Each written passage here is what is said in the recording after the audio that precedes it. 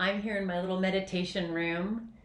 Thank you so much to Writers Atelier for letting me do this. It's fabulous, super exciting. They have all kinds of other really cool things going on. Check out their other readings. I can tell you a little bit about my books. I'm going to read from Lily Harp today. That's my novella. And I also have a book of short stories called Surviving Nashville. And then I have a collection of poetry, actually a chapbook of poetry, like Summer Grass. This is not going so well with the light. All right, so I'm going to read from Lily Harp. And I was trying to choose what to read, and in the end decided it was just the easiest to read the beginning, so that if you guys get into it, you can buy your own copy. And then I'm going to take questions afterwards. In addition to my books, I also write for Disney and SeaWorld, and I've written a Ringling Circus. So I have all kinds of writing experience if any of you have any writing questions. But right now, I think I should probably start reading. One other thing you can know about Lily Harp is that most of it is the novella, but there is a collection of really short stories at the end also. I'm not sure how many, maybe 8 or 10 or something. I guess I should know that. All right, so let's go ahead and start. Lily Harp, Chapter 1. The air was warm as Grandpa and I drove away from Sarasota, following the long road to Inglewood that hugged the coast. I was going home. I watched as my year away at art college disappeared into the side mirror like a tiny memory. I had missed the feel of Grandpa's old pickup. The rumble beneath my seat was like the bay under the bow. I shifted my weight on the green vinyl bench and felt my belly swell my skirt. Without touching the curve of my stomach, I thought about what was inside. The nurse at school said it had fingernails. I reached into my pocket and felt for Mama's picture. It was there, tucked safe inside the folds of calico. I fingered its worn edges and said a prayer. On the push-button radio, Elvis sang, "Love me tender, love me true," over the rush of hot air through the open windows. But neither Grandpa nor I felt like singing along. I tried to gather my hair and tuck it into the neck of my shirt, but it kept slipping out and stinging my eyes. Finally, I let it go and faced the wind, my hair flying back over the seat. I closed my eyes and tried to smell our island, fringed with mangroves, rooted in sand. But it was still miles away, sitting between the coast and the Gulf, with its white sand, squatty trees, and Grandpa's stilt-house. Sarasota was far behind us by the time we reached the old citrus groves. Row after row of sturdy trees swept by the windows, their own sort of sea. When Grandpa turned the truck onto Englewood Road, he reached over and patted my leg. He looked like he wanted to say something, so I waited, but he turned away and kept driving instead. I watched his profile for a moment and wished he'd say something, anything. But he was a snook under the dock, just out of reach, and I was a fisherman hoping for a bite. When he didn't speak to me, I looked out my window and held Mama's picture again. I rubbed my finger back and forth along its top edge, back and forth, back and forth. After 7 years, it was so soft, it didn't even press against my finger. The stop and go of Grandpa's shifter lulled me to sleep until we pulled into Aunt Vi's driveway. I heard the gravel under the truck tires and opened my eyes. Through the window, I saw Aunt Vi on the porch, surrounded by American flags. It was the bicentennial. Even though July was 2 months away, her little plastic flags waved dutifully across the porch. Her 2-story bungalow stood up proud on the corner. 3 generations of Harps had resided inside. My chest grew tight at the sight of it. I took in my breath and slid off the seat, my peasant skirt sticking to the back of my thighs. I'd always been small, so I thought maybe I didn't look terribly pregnant. But when I stepped away from the truck, I saw on Aunt Vi's face the horror as big as if I was about to give birth. "We're here, Vi," Grandpa called, trying to be cheerful enough for all of us. "Olin?" Aunt Vi nodded as Grandpa got to the top step. She had quit calling him Dad when he ran off to the island after Grandma died.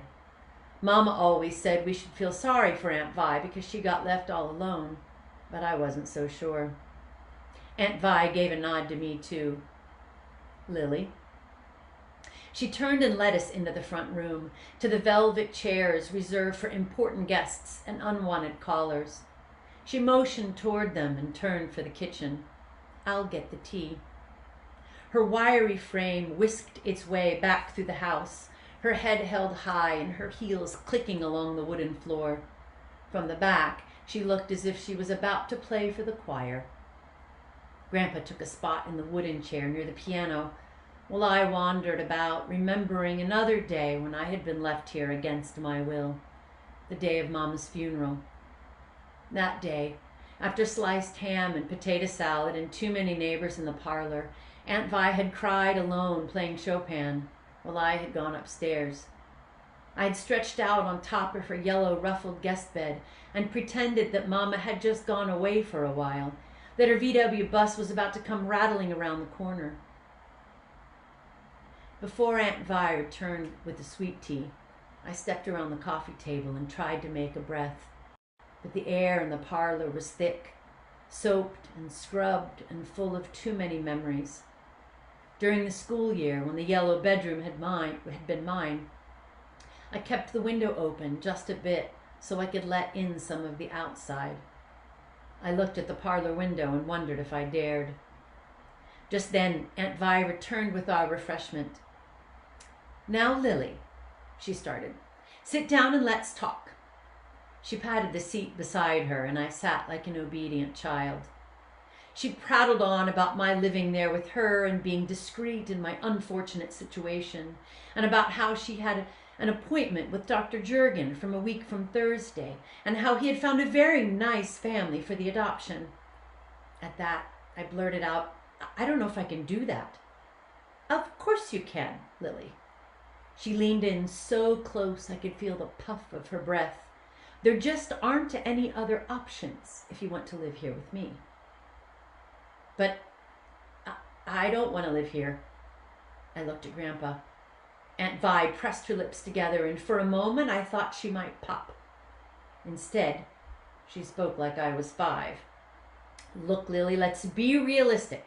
You're not going to have a baby and live out on that island with a bunch of fishermen. It's just ridiculous. You can only get there by boat. It's a house on stilts, for crying out loud." I said nothing. Aunt Vi made a huffing noise and sat back. She looked at Grandpa and seemed to decide on another tactic. She sat up and continued lightly. "There's a lovely couple over in Port Charlotte. They're good people and very rich, but they can't have any children. Dr. Jurgen told me about them and said they would be thrilled to take the baby. You can live out on the island until it's time, if you like, and then have the baby in the hospital over in Port Charlotte."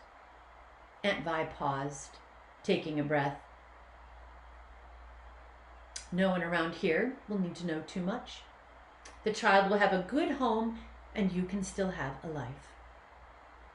She smiled, proudly, like she had found the solution to a tough laundry stain. I looked from her to Grandpa. He glanced at me and averted his eyes. It wasn't as though I hadn't thought of it myself. I had, but hearing Aunt Vi speak like that, I couldn't stand it. How could you just suggest I give it away like that? I stood up and turned away from them both. I faced Aunt Vi's sideboard. In the mirror that hung above her lace doilies, I saw my reflection. As I traced the bridge of my nose with my eyes, I wondered if I was beginning to look like Mama, and if the baby I carried would look like me. I pressed my hand against the outside of my pocket and felt the comfort of her picture's flat square inside. Lily, honey, Grandpa's voice turned me around. I looked at him, desperately hoping he knew what to do, but his voice trailed off beneath the weight of my gaze, and he picked at his trousers. I felt Mama's death come again and closed my eyes. The parlor faded into the memory of her and Aunt Vi's claw-footed tub surrounded by red water. The bathroom light shone down from the magnolia wallpaper like always, but Mama sank below the surface like a mermaid, her wet hair trailing around her like a halo. My feet were stuck to the linoleum while Grandpa and Aunt Vi came rushing in, lifting and struggling and yelling. Her body was like a fish left too long in the live well. Aunt Vi kept saying over and over, "Oh, Rosemary, no." Grandpa kept trying to put her breath back in, but she didn't want it. Finally, they stopped and held her quietly. I moved from the doorway and touched her hair. It was wet and cold. I opened my eyes with my head down and watched as my 10-year-old feet melted into 17-year-old shoes. I looked up. "I don't think I can do it, Grandpa." "But Lily, maybe," Grandpa started, but he wasn't listening. Nobody was. "You just don't understand," I interrupted. "No, Lily, you don't understand," Aunt Vi spoke, her voice shaking. "You have absolutely no idea what it means to raise a child. You are too young and inexperienced. Adoption is your only way out." "That's not true. Mama was only 17 when she had me." I looked back and forth between them, daring either of them to contradict me. But no one spoke. Then Aunt Vi regained her composure. "Don't you take that tone with me." I turned and fumbled with the door, but she reached out and grabbed my wrist. "You will not just walk out on me," she said. "I had enough of that from your mother." I could feel the anger in her skin. I did too. I glared at her. We stood there a moment in some strange shared pain. Slowly she became aware of her grip on my arm and loosened her fingers. Grandpa stood. "You can't decide this for me," I said to both of them.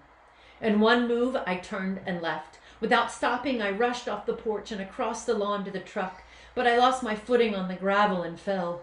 Grandpa was right behind me. I heard his feet come running on the rocks. I held my belly and looked up. I could see his worry. "Does it hurt?" "No." His face relaxed. He kissed the top of my head and gathered me up in his arms and lifted me into the truck.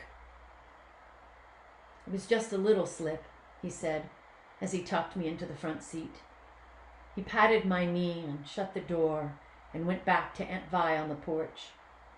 I wiped my nose on the back of my hand and realized the gravel had cut my palms. I fished around in the glove box for a napkin and pressed my palms together in prayer to stop the bleeding. Grandpa and Aunt Vi spoke at the door. I heard them. "I'm just trying to protect her," Aunt Vi said. "I don't want her to end up like Rosemary." "Hush, Vi," Grandpa said, taking her shoulders. He turned and looked at me. I caught his eye and looked down. Through the open window, I thought I saw my mother's face in the gravel. I blinked my eyes, and she was gone. There was just an impression where my body had been. Let me fix this light. Chapter 2. There we go. Just a little more. We pulled away from Aunt Vi's and drove through the center of Inglewood. The mismatched houses lined the way as we left, mixed up with dress stores and bait shacks and a five and dime. All the buildings sat huddled near the road, and their A-frame signs stood on strips of gas, advertising beauty salon discounts. Friday night bingo were the lunch special of the day. As we drove down Dearborn Street, I felt like all the shops and houses were staring at me through their open windows. Even the loblolly pines seemed to lean down their heads and peek inside. Everyone in town knew my history. I was a harp, the love child of Rosemary, the daughter of a hippie. They still talked about how we had camped in the mountains in Mom's VW, selling her pottery to the tourists in Nashville. At the intersection of Mango Avenue, the Junior League had stretched a banner across the road. In red, white, and blue it read, "God bless America, 1776 to 1976. I looked up as we slipped under its swinging cheerfulness and felt like I had missed the blessing. I was relieved when we finally turned onto Placida Road because it meant the island was coming. Everything grew whiter as we drove, the houses, the rooftops, even the roadway. The pine trees were replaced by sea grapes, and except for an occasional palm, everything grew shorter and farther apart. After about 15 minutes, we jolted around the last bend. A couple of bait stores and a marina signaled Placida Harbor. Grandpa bounced the truck into Eldon's and we parked under the lone palm tree. Aunt Vi had been right about that much. You could only get to Little Gasparilla by boat. Eldon's marina sat crooked on the edge of the water, its brown boards climbing up to the tin roof that covered the house above the store. The sight of it comforted me. I had spent many poker nights up there with Grandpa and the guys. Eldon was Grandpa's best friend and the head of the poker foursome. I had known him all my life. The snook-shaped sign above his door read, "Eldon's Marina, live bait and ice." But it was so much more. It was a slip in the boathouse, a parking space in the yard, and a gateway to our island. I didn't want to get into another conversation about my pregnant state, even with Eldon. And even though he wasn't much of a talker, I kept my head low as we came up the walk. Sure enough, he was there, his small frame perched on a stool like a Norman Rockwell. He always sat near the door so he could catch a breeze through the screen until a customer needed him at the register or out back by the bait. Grandpa raised his hand as we got closer. "Hey, Eldon." Eldon hopped off his stool when we came inside, but he didn't seem to know what to say. He smiled and nodded, his beaky nose bobbing with the rest of him. He took off his ball cap and wiped his forehead. "Hey, Lily." He put his cap back on and tried not to look down at my stomach. "It's good to have you home again." "Thanks." We stood there, all of us a little awkward. I had no idea what he knew. Although by the way he was acting, I was pretty sure Grandpa had told him everything. All at once he reached out his hand and patted the side of my arm. 3 little pats. Then he pulled his hand back, folded it in together with his other one, and sighed. He smiled at me like he suddenly realized I was still Lily. "Real good to have you home, honey." Then Grandpa rescued us, started chatting about the tides and tomorrow's bait and some new reel, and I was relieved the focus was no longer on me. I wandered about the store, taking my time, running my hand along the shelves of hats and lures and tuna cans. I hadn't been in since Christmas. When I was little, I could always count on Eldon to give me some little trinket from his store. Candy bars and popsicles at first, but eventually he kept a whole section of hair barrettes and nail polish, just for me. He pretended it was on account of the change in times, but I think he ordered those pretty little things just to please me. Today wasn't any different. He didn't say much more than what he'd said at the door. Nothing about my condition, of course. He just slipped me a 3 Musketeers bar and a bottle of frosted pink nail polish and smiled sheepishly. I leaned over to the plywood counter and kissed him on his leathery cheek and slipped outside before I could get emotional. "See you Thursday," Grandpa called. We got in the runabout and Eldon waved us off. Standing alone by the gas pump, his skinny legs made him look like an egret. It made me look twice. I had known Eldon all my life, but I had never noticed before how he looked like a bird. I turned and looked at Grandpa as he steered the runabout. He smiled, and I suddenly realized how blue his eyes were when he looked at me. So many things I had missed before. Just then, Grandpa hit the gas. The bow of the boat rose up, and the wind blew hard as we headed out across the harbor. The evening sun shone across the water, and when we came out on the other side of the bridge, the sun hung like a glowing orb over Gasparilla Pass. It was so beautiful it made my throat swell. At the sandbar marker, we turned toward the little piece of land barely noticed by the pirates who named it. The rise and fall of the boat and the salty smell of the waterway soon put me at ease. The roar of the motor meant no talking, and for a moment the tension from Aunt Vi's fell away. To our left, the boats raced in from the Gulf. I watched the Grady Whites fly by on their wakes and knew the wide, clear blue they returned from. But I was happy to stay inside the narrow strip of water that stretched like a finger between the barrier islands and the edge of the mainland. I sat up near the bow to feel the wet wind in my hair and bobbed with the rhythm of the boat as it rode against the current. The rise and fall of my belly made me think of Mama again. I looked past Grandpa to the back of the boat and remembered her sitting cross-legged on the cooler, knees drawn up, head thrown back in the wind. I remembered wading in the water with Grandpa and catching a fish so big that Mama insisted we trace its form on the dock in permanent marker. I remembered the sunset picnics anchored in the pass, wading knee-deep for pink conchs.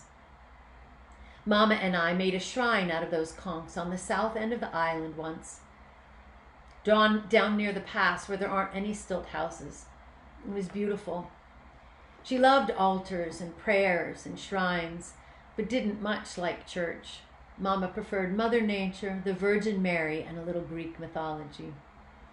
As we drew closer to our dock, I looked back toward the pass to see if I could catch a glimpse of the spot where our shrine had been. But just then the runabout started to sputter, and I turned around. Suddenly the motor cut out. Grandpa tried to restart it several times, but it wouldn't turn over no matter what he did. He crawled back and lifted up the outboard. He checked the gas line, wiggled the plugs, but nothing happened. Damn it. He put the cover back on the motor, lowered it into the water, and sat down on the bench seat. I guess you better hand me the paddle. I did, and he started rowing, the flat oar making a plunk with each stroke. We didn't have far to go, maybe 50 yards or so, but I knew he was irritated.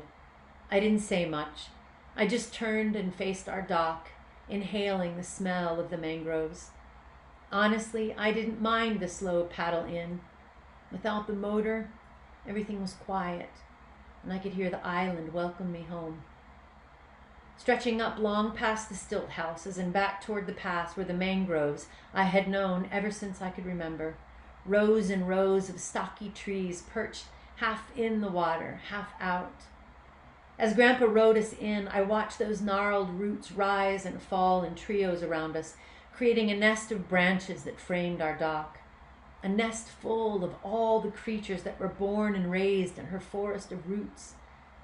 I smoothed both palms across my middle and felt comforted by the mangrove's great maternity. Grandpa finally got the boat alongside the dock, jumped out and tied us to the cleat. I took it. He held out his hand and I took it. And as I climbed out, my belly bumped his other hand. Suddenly there was an awkwardness between us. We stood still a moment, quieted by everything that was different. I wanted him to say something, but I guess he couldn't. He just turned to the runabout without words. I watched his hands tether the boat with care, saw the attention he gave the ropes as he secured them to the cleats, and I wished for a moment that I could float like that. I turned away and peered through the mangrove at our stilt house. Even though there were others along the bay, on our side of the trees, she stood silent and alone, framed by green and sky. Her upstairs porch smiled at me through chicken wire and screen. The last bit of sun reflected off a cloud and tipped her roof in gold. The downstairs porch, surrounded by the wide round leaves of sea grapes, sat nearly swallowed in the evening light. I was home.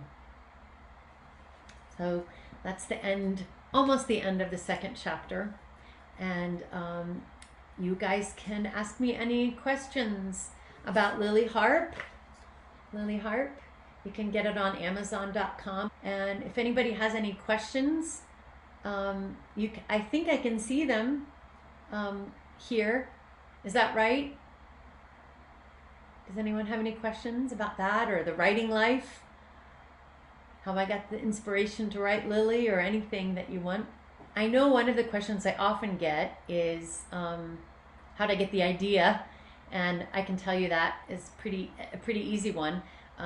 Little Gasparilla Island is actually a place that my husband and I and our 4 kids went to every year.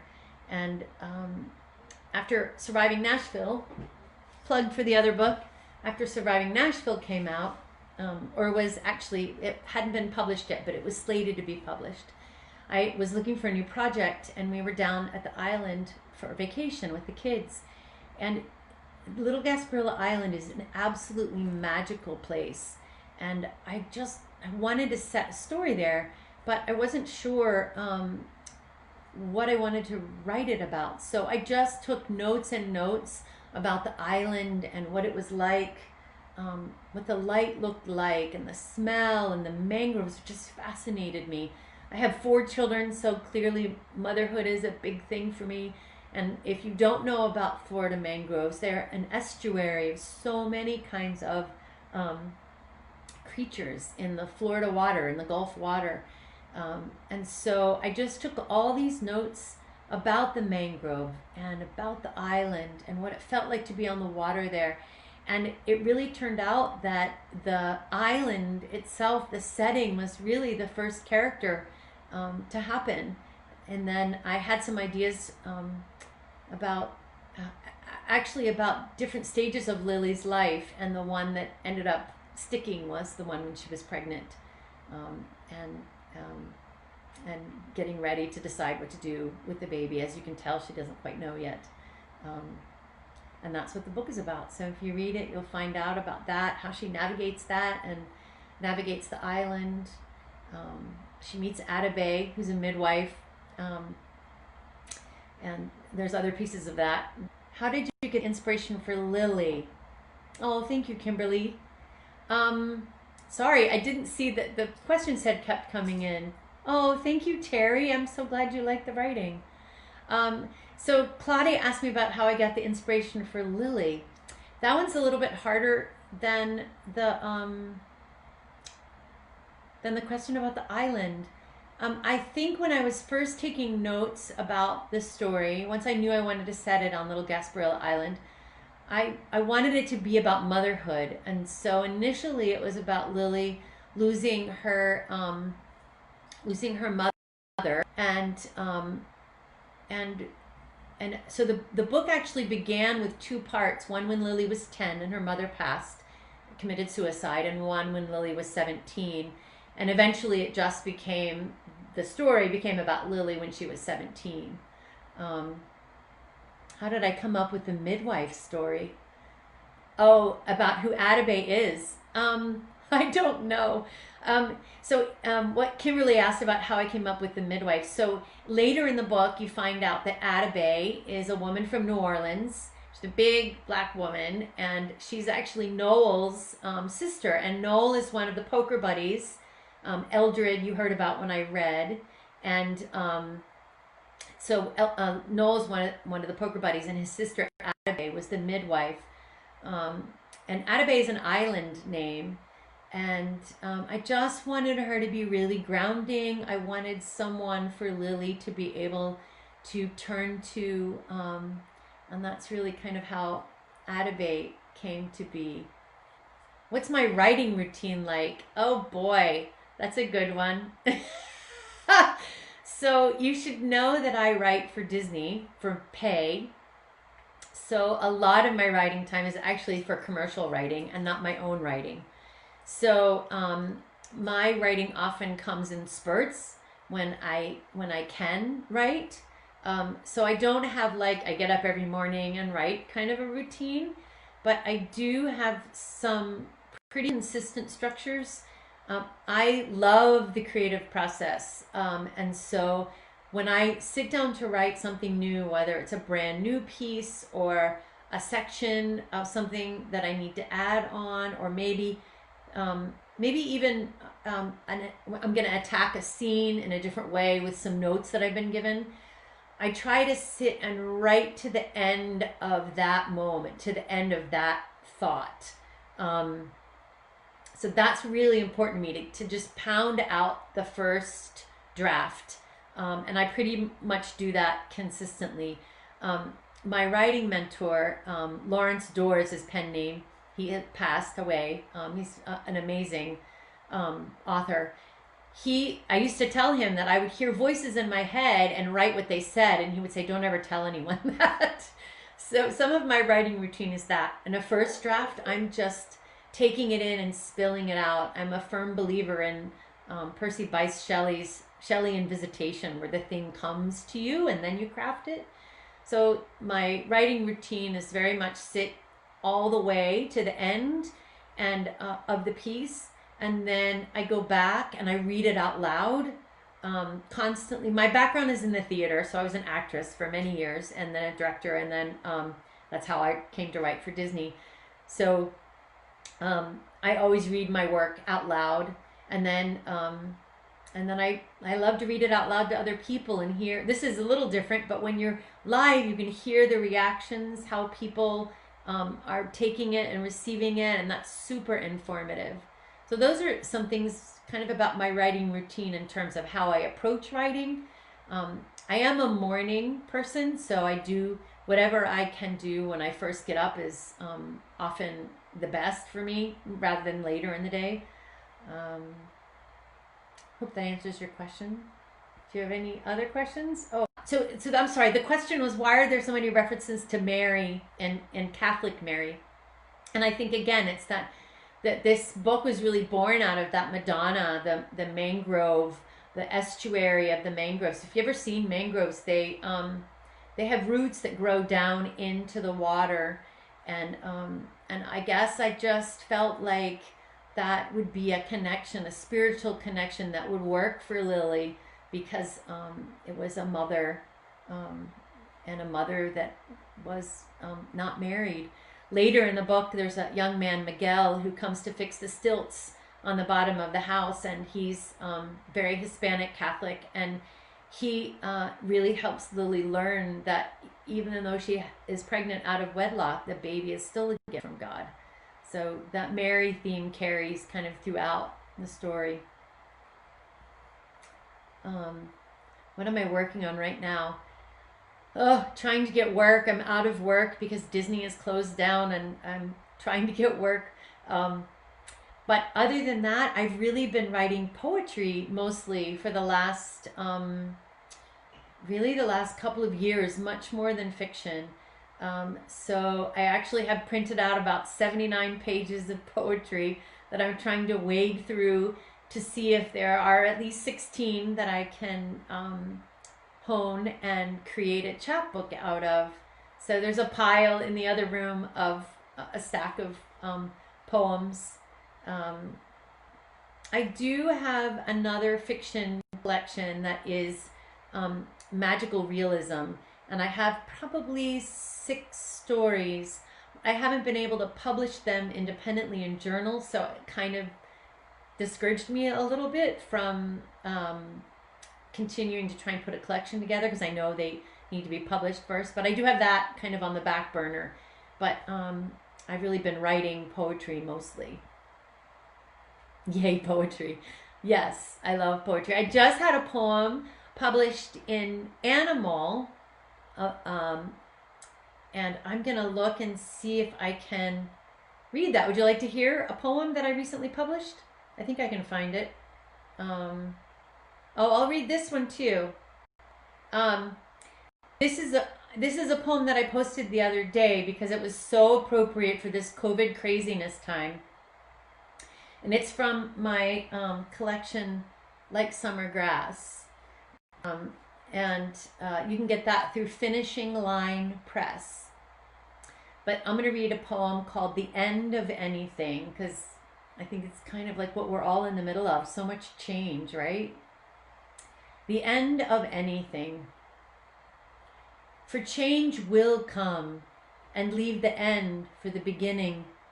In a moment without breath, like the day when you were 7 and Billy Hendrick kicked your feet out and all you saw was sky, No breath, just dirt beneath and sky. Endings leave us helpless as a newborn, pink skin and blinking eye. And then I'm going to look and see if I can find the one that I just had published on in Animal. Here it is. Okay, this was just published. There's more questions. How can you get a copy of Like Summer Grass? If you go to Amazon, it's the easiest, and you can find me under Stacy Barton, StacyBarton, and it will tell you to go to finishinglinepress.com, I think, Finishing Line Press, and you can get it there. Just put in Like Summer Grass or Stacy Barton in the field. You can't actually buy it on Amazon, but you can at least get the thread for how to get there, or on my website. And it for you, Terry, Like Summer Grass is a book of poetry about kids growing up and leaving home, like summer grass. You only have them a short while. So that's what that poetry collection. A very southern feel. Yes, Jose. Yes. I love southern storytelling. I was born in Oklahoma. And to be honest with you, I wrote my first short stories knowing nothing about the world of short story. I come from a background of theater, and so I had written my entire collection, Surviving Nashville. It's very southern in style, and I had written that before, I'm embarrassed to say, I even knew who Flannery O'Connor was. But once I found her, I devoured her. Poem. Okay, awesome. All right. Breathing Underwater is the name of the poem that was just published in Animal Literary Magazine. You can find them online. Breathing Underwater. I don't remember when I learned to breathe underwater, when the gills opened behind my ears, folded and wet, but I was eager, eyes open. From the forest, I learned to listen to the quiet, the footsteps of God, the smell of leaves becoming dirt. From the mountain, I learned to fear, to know I was small, a thing I did not learn quickly. From the stars, I learned to fly, barreling to earth, filled with divine desire to love and be loved. And so it was, angels weaving a net. I landed on an island with no canoe, swimming underwater until I learned to breathe. That's Breathing Underwater. Do I think I'll write more about Atabay? Kimberly asks. I know, you love that story. I don't know. Kimberly just asked that, and she and I were talking recently, and I have toyed with the idea of doing 3 novellas. So Lily Harp, the one I just read from today, would be one. And then I wanted to write another one about Lily's mother, Rosemary, and her manic depression and suicide. And then I thought about writing a 3rd novella about Atabay and her story, because her story is very interesting. She talks about, later in the book, about having lost number of children, it miscarried, and then she has adopted a little girl with Down syndrome. So they'd all 3 be really interesting mama stories. So I have thought about doing that. So I don't know. Keep asking me, Kimberly. Maybe I'll get inspired. Thank you for the applause, Cherry. All right, I'm looking to see if there are any other questions. Thank you guys so much for coming. This was awesome to be able to do this. Thank you so much to Writers Atelier. Did I say that right? I'm always afraid I'm going to say that wrong. And Raquel and Megan, thank you so much. Namaste for this opportunity, and thank you all for tuning in. And I hope you'll look at the other events and the other writers that you can watch in these virtual readings that are so wonderful in this time. And blessings to everybody while you're home. I hope you write. Oh, one other thing I am about to let out, either free or for like $2.99 or something, a little short ebook called Storytelling with Stacy that's based on my 3-step approach anybody can follow to tell your story. So look for. Do I have a favorite short story from Nashville? Well, I always read Hail Mary for live readings because it's just it's funny and so poignant and sad. So that would be one. Hail Mary or Loving Joey is another favorite one.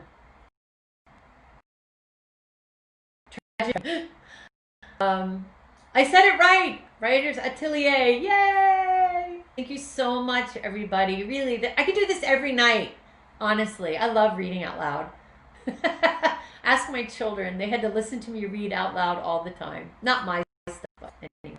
All right. Well, thank you, everybody. If you're local, let me know. I can sign your book or, whatever. Okay. Mwah, everybody. Au revoir.